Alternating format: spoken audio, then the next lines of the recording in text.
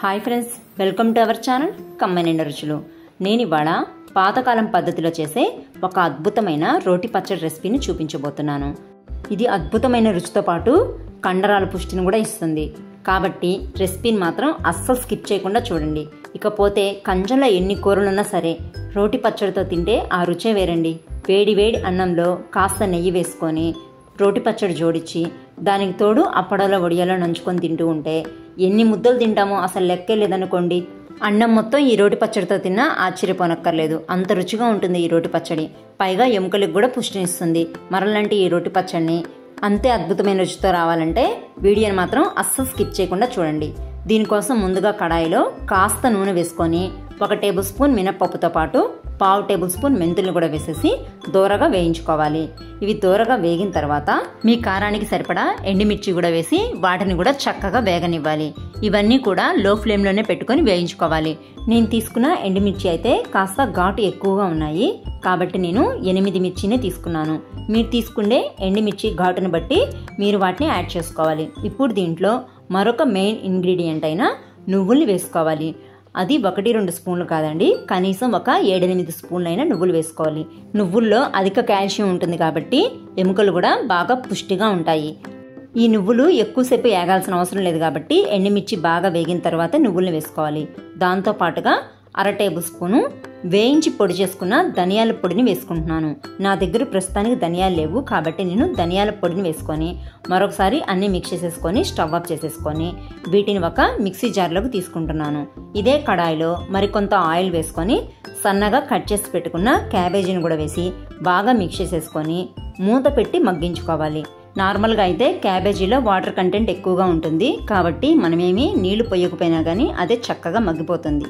కానీ ఇప్పుడే కాబట్టి మనం కడాయిలో వేసుకుంది మూత పెట్టుకుంటే కనుక స్టీమ్కి కొంచెం త్వరగా మగ్గుతుంది.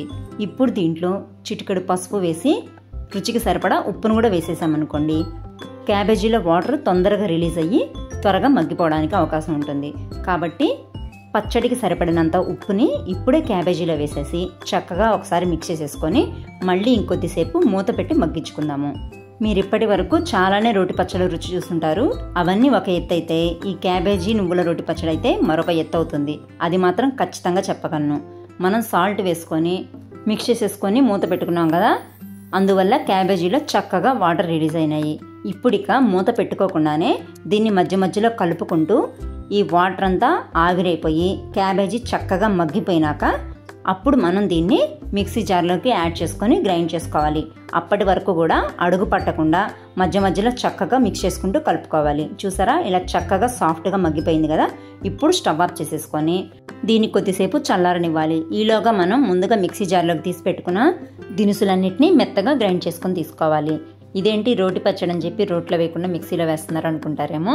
నా దగ్గర రోల్ అవైలబిలిటీలో లేదండి కాబట్టి మిక్సీలోనే పల్స్ మోడ్లో గ్రైండ్ చేసుకుంటున్నాను. మనం ముందుగా వేడి నీళ్ళలో నానబెట్టుకున్న చింతపండుతో పాటు చల్లార్చుకున్న క్యాబేజీని కూడా వేసేసి గ్రైండ్ చేసుకోవాలి. ఇది గ్రైండ్ చేసుకునే ముందు ఈ పచ్చడి రుచి మరింత పెంచడం కోసం కొద్దిగా బెల్లం ముక్కను కూడా వేసి గ్రైండ్ చేసుకోవాలి. అప్పుడు పచ్చడి అమోఘమైన రుచితో ఉంటుంది.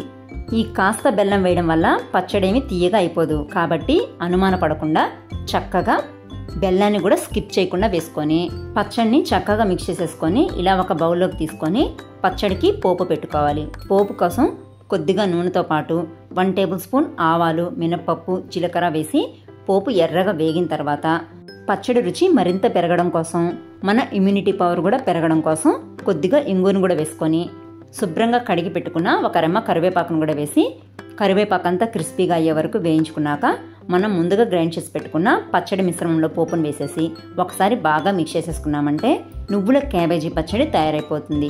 రుచి అయితే అమోఘంగా ఉంటుంది. ఇక నువ్వుల్లో ఉండే కాల్షియం వల్ల ఎముకలు కూడా పుష్టిగా ఉంటాయి. ఇది కేవలం వైట్ రైస్లోకే కాకుండా రోటీ, పుల్కా, చపాతీల్లోకి దేంట్లోకైనా సరే చక్కగా సూట్ అవుతుంది. ఫ్రిడ్జ్లో పెట్టుకుంటే 2-3 రోజుల వరకు స్టోర్ కూడా చేసుకోవచ్చు. ఒక్కసారి ఈ రోటి పచ్చడిని ట్రై చేశారంటే మీ ఫేవరెట్ రోటి పచ్చడి ఇదే అయిపోతుంది. అంత టేస్టీగా ఉంటుంది. తప్పకుండా ట్రై చేసి మీకు ఈ రెసిపీ ఎలా అనిపించిందో కమెంట్స్ ద్వారా నాతో షేర్ చేసుకోండి.